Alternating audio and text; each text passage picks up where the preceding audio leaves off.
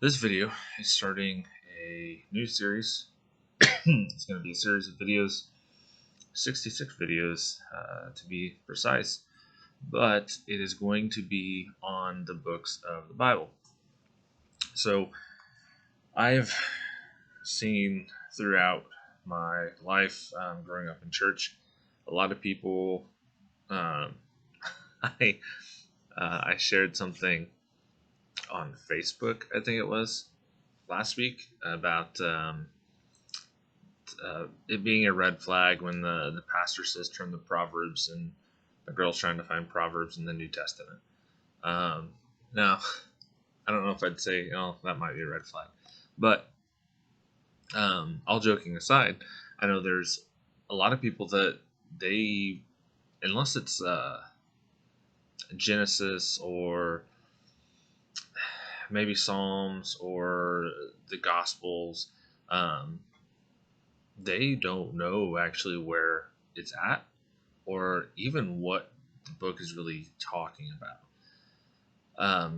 So that's kind of what I'm wanting to do here, go over each book of the Bible.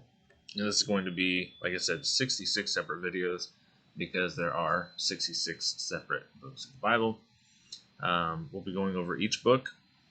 We're talking about the author. I actually have pulled up here my notes. For each book, we're going to look at the author, the date or approximate date that it was written, the intended audience, a synopsis about that book, any foreshadowing that may take place in that book, practical application for us today, prominent stories, famous verses, and a miscellaneous category as well.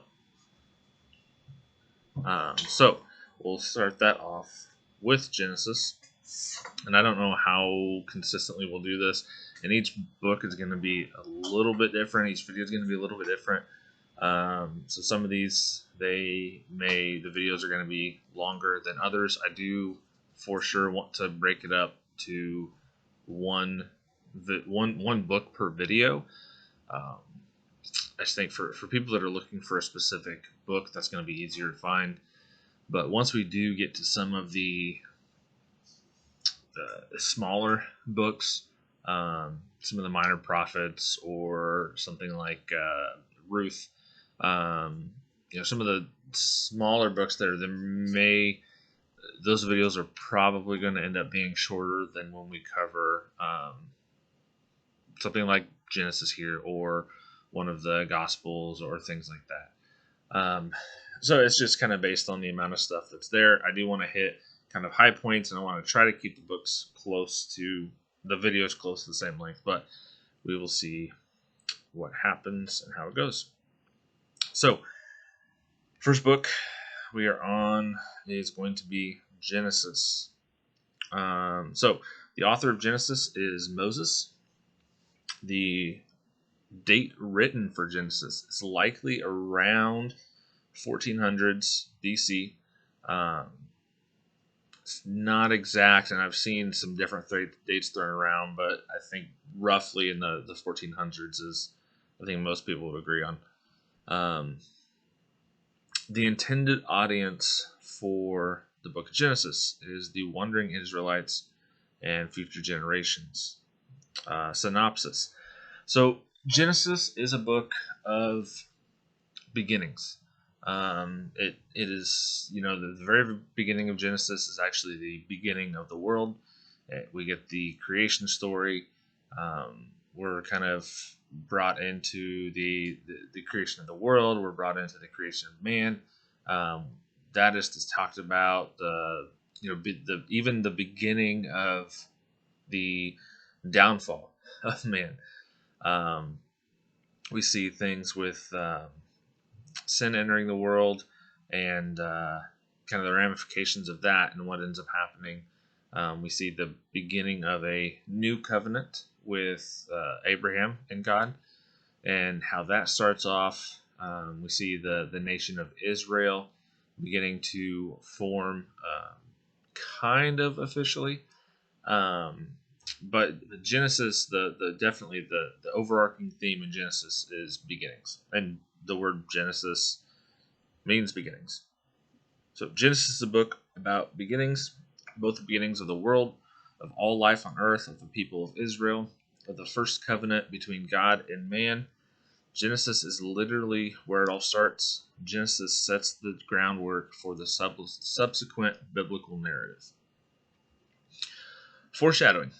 So foreshadowing in Genesis, and there's actually a good bit in Genesis. I've cut down a decent amount of Genesis just because I want to try to make it all fit into one video. But I'm going to get some high points though from this, and I want anybody that's interested definitely go back and look through. I'm going to throw out some specific verses or chapters. But foreshadowing in Genesis. So we see in Genesis 3:15, Jesus is the seed of the woman who will destroy Satan's power. So we'll actually go to Genesis 3:15, and Genesis there's a lot in Genesis, a lot of different stories. I think people really don't understand everything that's in Genesis. So Genesis 3:15, this is after Adam and Eve have eaten the fruit. God's talking with Adam, with Eve, and with the serpent, and telling them what punishments and things like that will be. So we'll actually go back to verse 14, and this is God specifically talking to the serpent. The Lord God said to the serpent, "Because you have done this, cursed are you above all livestock and above all beasts of the field. On your belly you shall go, and the dust you shall eat all the days of your life. I will put enmity between you and the woman, and between your offspring and her offspring. He shall bruise your head, and you shall bruise his heel." So this is foreshadowing to Jesus taking out the serpent, taking out Satan, sin, death, all that. Now, we also see in Genesis, I'm actually going to pull up my Bible Gateway here because that's going to be faster than flipping through my Bible. In Genesis 5, I believe. Yeah, Genesis 5, we see the story of Noah. It actually starts off, we see chapter 5 starts off talking about the descendants of Adam, and it goes from Adam down to Noah. And at the very end of the chapter, we see first kind of mention of Noah. But Genesis 6 is where we first kind of get introduced to Noah's story specifically, and what all is entailed with that. So the earth is covered with sin, more than it ever has been, and in order to cleanse the sin, God's decided that he's going to start over with Noah. He sees that Noah is a good man. Noah is a servant of God, and so God sends a flood, and Noah and his family are spared from that, and 2 of every animal. Now this is one that most people are familiar with, but it's an interesting story. And I'll say too, there's a lot of Genesis. So recently I've talked about this a little bit on the channel. I've not gone into a ton of detail with it just because I'm still not 100% sure where I stand on this. Recently there's some things that I've changed quite a bit about what I believe on certain topics, and a lot of those are about specifically beginnings and ends. So specifically Genesis and Revelation.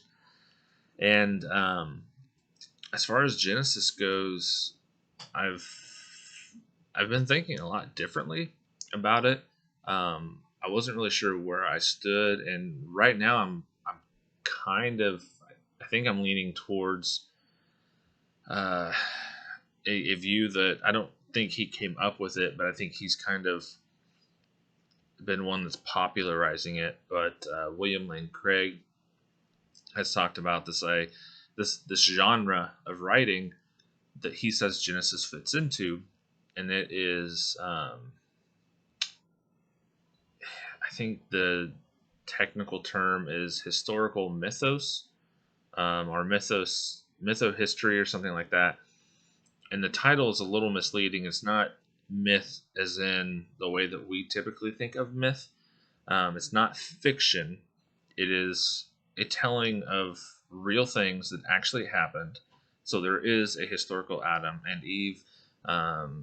There, the story is telling of real people, real things that happened, but it's told in a way that the language is more. Um,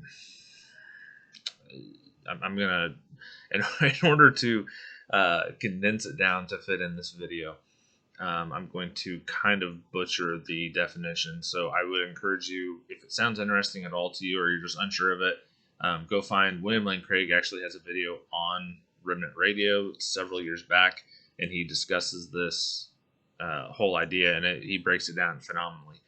But basically, it's a telling of actual things that happen involving actual people, but the language is kind of flowered up a bit, or different things are told with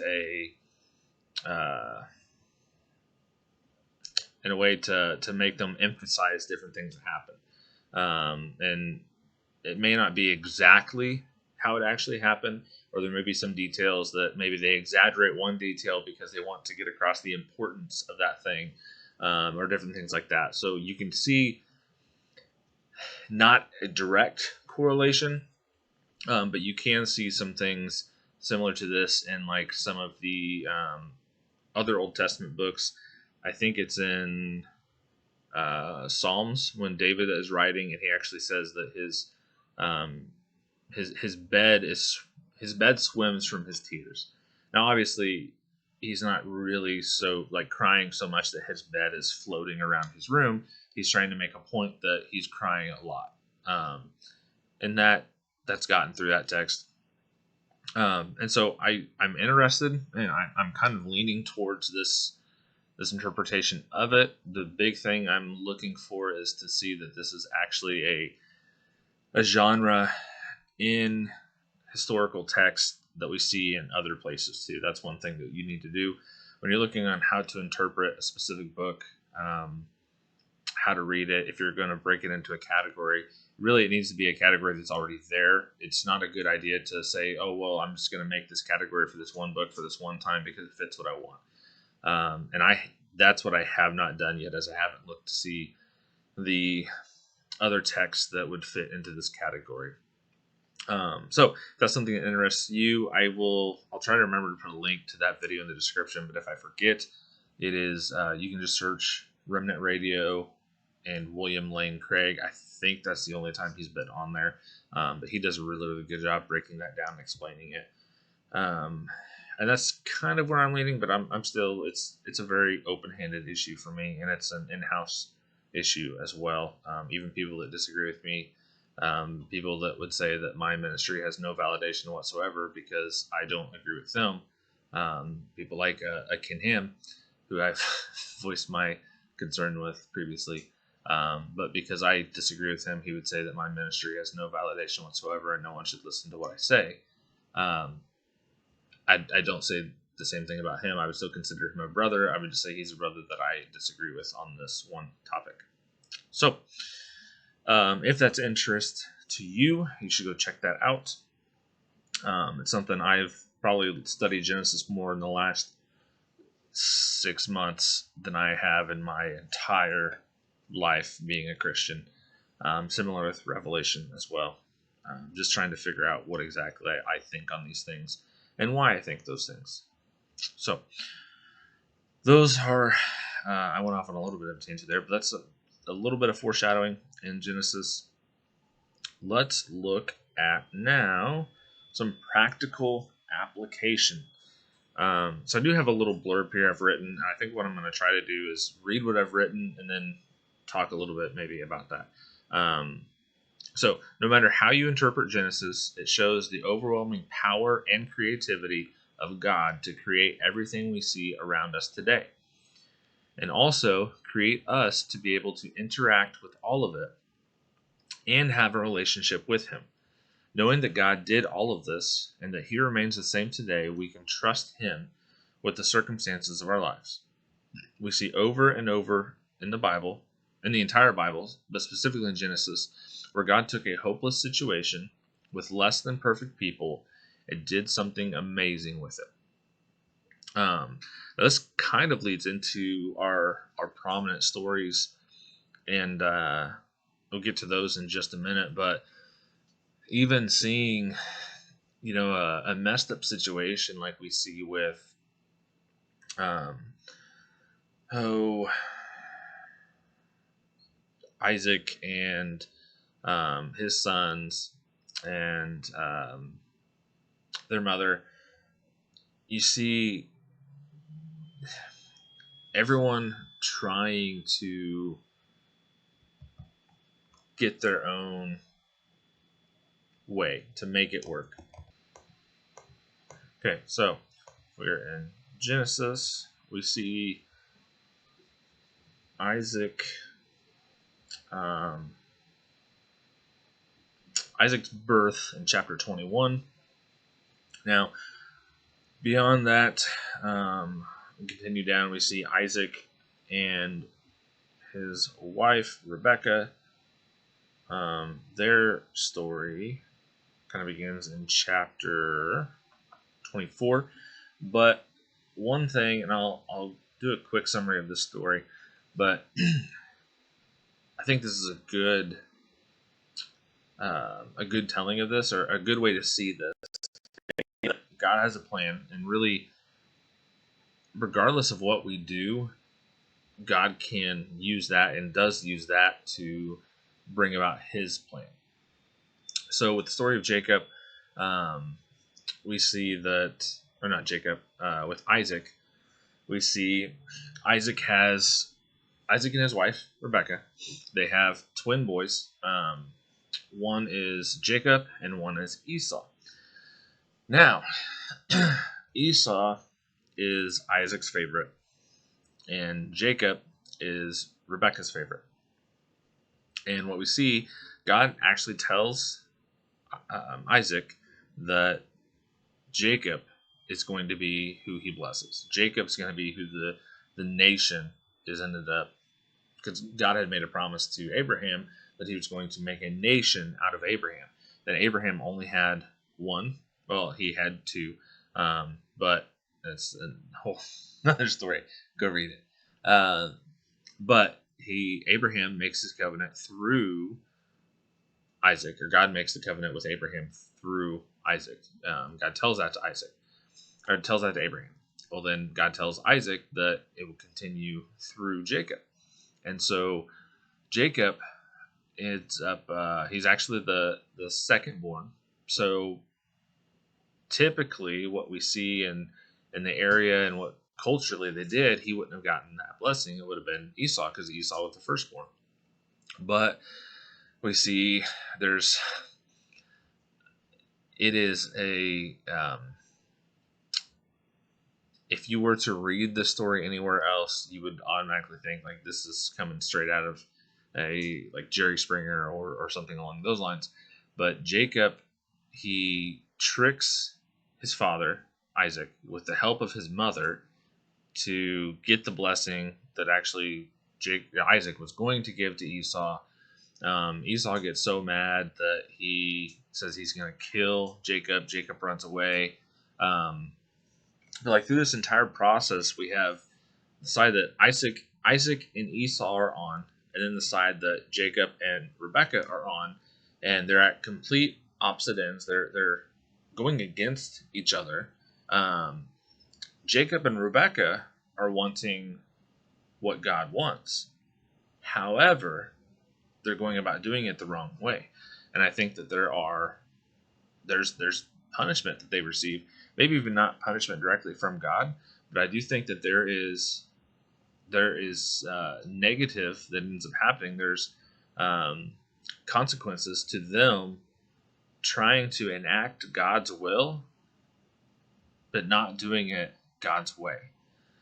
I believe 100% God said that He was going to have that covenant specifically with Jacob, and that would have happened with Jacob no matter what they had done. God would have made it happen. Now, I think this is something that we can take in our lives today, that um, that's practical application, that whatever God's will is, it's going to happen. Now, that isn't an excuse for us to sit back and do nothing and just, oh, well, I mean, whatever God wants to happen will happen. Because that's not the attitude we're told to have. As Christians, the one commandment we're given, and I touched on this in a couple episodes ago, but the one commandment that we are actually given, the thing that we are told to do, is to go into all the world and preach the gospel and make disciples. So we need to be doing that. Yes, God can use anyone and everyone and do whatever He wants, and it's even, even when Jesus is coming into, before He's crucified, He makes a comment that if people that were saying all this stuff about Him, that if they were to be quiet, then the rocks would cry out. And I don't think that's necessarily like metaphorical. Um, I think He's hinting at the fact that nature screams of God, and we've talked about that a little bit on the channel as well. But I think literally that could be what happens. We could see where nature literally cries out that there is a God, and God could do that if God wanted to. He could make it happen, but He chooses to work with people, and He chooses to work through people, and if through His grace and His mercy, He decides to allow us to be a part of that. And that's something that I've seen a lot here recently with this On Fire Productions that we're getting ready, or we've started, and kind of seeing that through. There's a lot of stuff we've talked about, a lot of stuff that we want to do, that there's really no way that we can make it happen. There are things that are outside of what we are able to do, both with our talents, with our finances, with everything like that. However, we know, and we've had confirmation after confirmation about this, but we know God has told us to do this. We know that this is a desire, a dream that God has put into our heart, and the purpose is to build His kingdom. And so we know that God's going to make that happen, and we don't necessarily see how that's going to happen now, but we know that it will. And we can see that all throughout Scripture. So jumping into some of the prominent stories, Genesis 2 and 3, we see Adam and Eve. A story of Adam and Eve in the garden specifically. Now this is the creation story, and I'll kind of summarize. So God makes Adam and Eve and gives them this charge to subdue the earth. They end up, he lets them have any of the fruit or any of the food that's in the garden. Just tells them, hey, you can't have this one tree, or can't eat from the fruit from this one tree. And like any other human would have done, they end up going and eating from that tree, and that is what ushers in sin, brings that into the world, and that's what causes the separation that we have from God. We don't have that closeness with God that they had prior to the fall. But that is in Genesis 2 and 3. In Genesis 6 and 7, which this is we talked about a little bit already, is the story of Noah and the flood.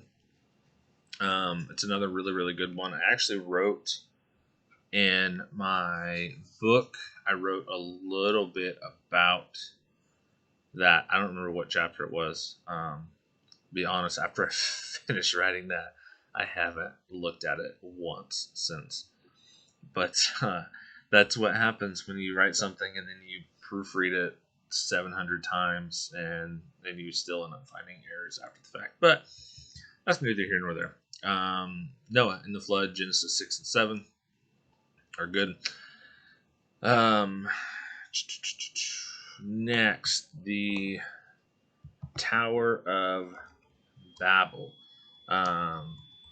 This is one I think both of the other two stories most people are familiar with, even if they don't know the Bible. But the Tower of Babel, we're kind of getting away from that a little bit. And the Tower of Babel, the story starts in Genesis 11. Yes, Genesis 11. So this is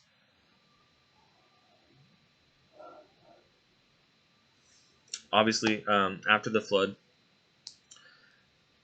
People are told to go out. They don't go out. They gather in one area, and they start building this tower that's supposed to reach the heaven. Now, what we see here, people working together to try to do something that they're not supposed to do. And so, what God does is He confuses their languages. I imagine this was pretty frustrating for those that were there, but maybe kind of comical to think back on. If there's two people that are talking and they're understanding each other, trying to build this thing, and then all of a sudden, like at the flip of the switch, it'd be like you and I are talking back and forth. You're asking me questions and I'm answering, and we're speaking the same language. And then you ask a question, and the next thing I say is in like German or Russian or something like that. Well, that would be very frustrating. And it doesn't, like, you just cannot understand what the person's saying. That's the story of the Tower of Babel. And then from there, people disperse and spread throughout the world. Next, we have in Genesis, starting in Genesis 12, it's for a good chunk after that. Starting in Genesis 12, we see Abraham, or at the time, Abram and his wife Sarai, and then he ends up, his name gets changed to Abraham, his wife gets changed to Sarah. We see, like I said, God made a covenant with Abraham that he would be the father of nation.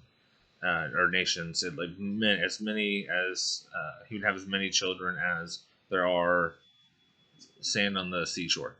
Now Abraham himself only actually has two children that we know about, anyways.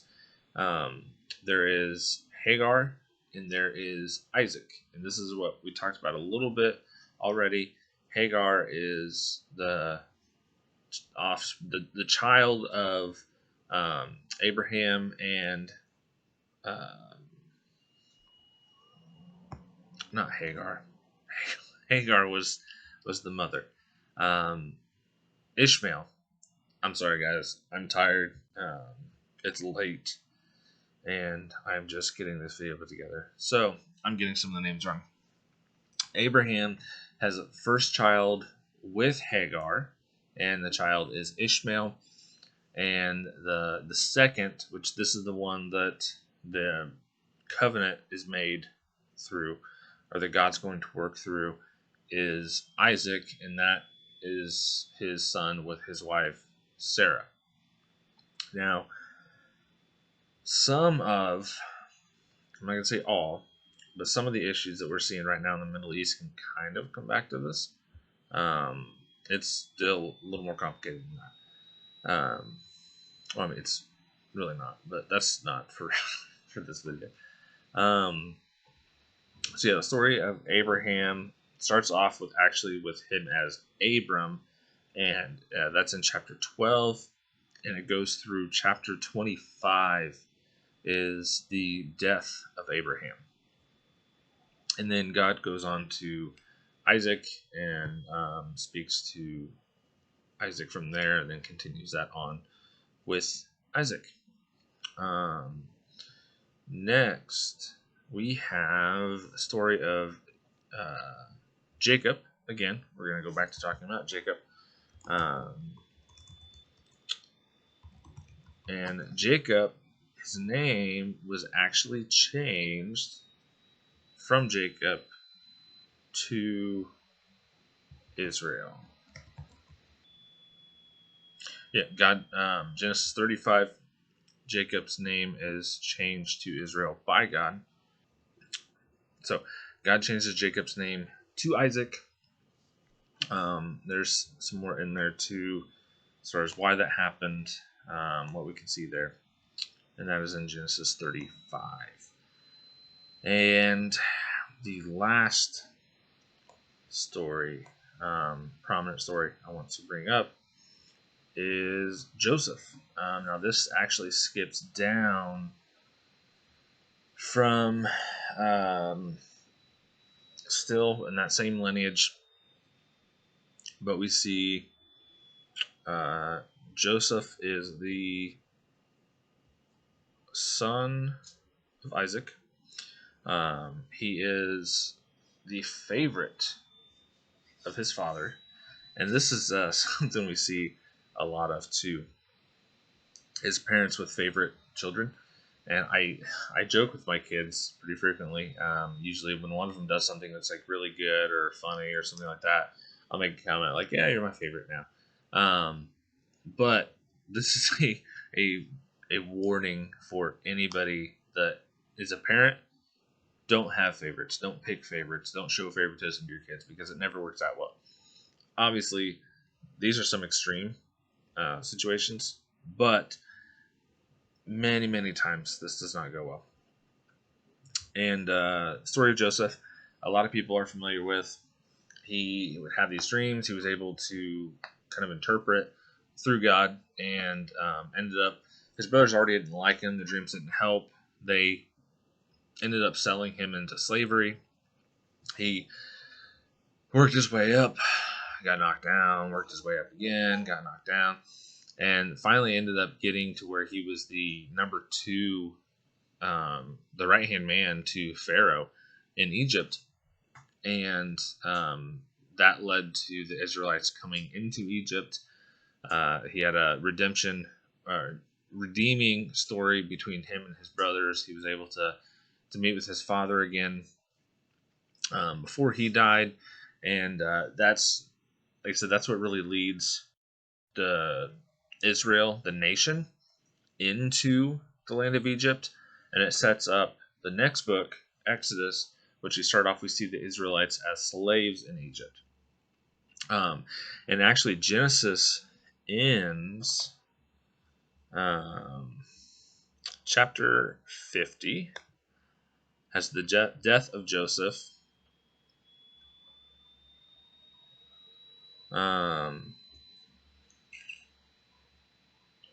Okay, maybe it doesn't end Genesis. It might be the beginning of Exodus. But basically, it says that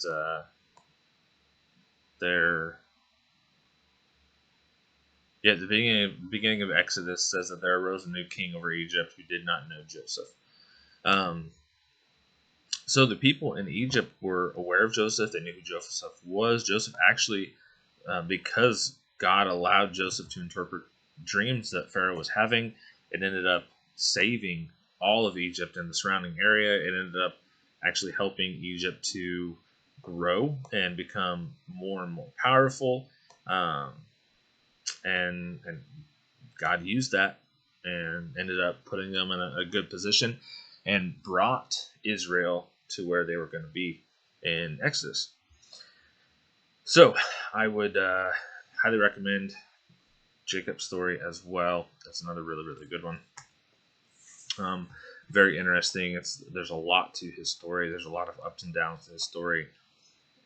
and a lot of really seeing God work in situations that, in the midst of it, doesn't seem like God's working.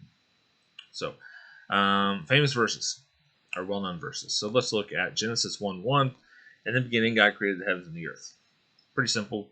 This is the start, and this is really getting at the idea. And we'll read 1:2 as well. The earth was without form and void, and darkness was over the face of the deep, and the Spirit of God was hovering over the face of the water. So again, this is talking about how everything came from God. However you think that happened, however you think the process started, or how God did this, the Bible is very, very clear that it came from God. It started with God. So that's Genesis 1:1. Next, Genesis 1:27. So God created man in his own image. In the image of God, he created him. Male and female, he created them. So this is just talking about God making us, making man in his image. And there's some debate as to what specifically that means. I think it is I'm not going to get into that right now because there's a lot of speculation on that, and that's going to open up a whole nother can of worms to dig into, and right now we don't have the time for that. Some miscellaneous stuff, and this is just kind of stuff that I didn't feel really fit super well into any other category, or maybe something that is, I think there's some that it's actually about something else in the Bible, or not, something. It's a fact not pulled directly from the text, or things like that. So the kind of miscellaneous stuff I have here, Genesis 1-12 is prehistory. This includes creation, the flood, and the Tower of Babel. And then Genesis 12-50, which is the back half, is the story of the patriarchs of the Jewish and Christian faiths. This would be Abraham, Isaac, and Jacob. And you'll see that a lot throughout the Old Testament. They talk about God as the God of Abraham, the God of Isaac, the God of Jacob, or the God of our fathers. And this is what they're getting at, is they are in that covenant that was promised to Abraham. They are the children of that covenant that was promised to Abraham. So that is the book of Genesis. Hope you enjoyed it. Hope you liked it. And get in and read it. There's some parts that are kind of hard to dissect. There's parts that may be kind of hard to understand. I would recommend find some good teaching on it, some good commentaries on it, and just dig in and start reading it. Hey everybody, appreciate you taking time out of your schedule to watch or listen. Don't forget to like and subscribe and turn the bell notifications on so you always see when we come out with new content, because we come out with new content every single week, 2 videos a week and shorts throughout the week, as well as different random stuff we'll put on social media. We also have, with Basically Biblical, a new company we are starting, On Fire Productions. You can check them out on Instagram. A lot of really awesome content is going to be coming out with them. Music, kids content, movies, TV shows, anything that you can think of, we're going to get into it, and it's all going to be faith-based. But you can go check them out on different social medias. In the meantime, there will be a video up here that we think that you will probably like, as well as a playlist down here that should be more content that you will enjoy. So thanks. God bless.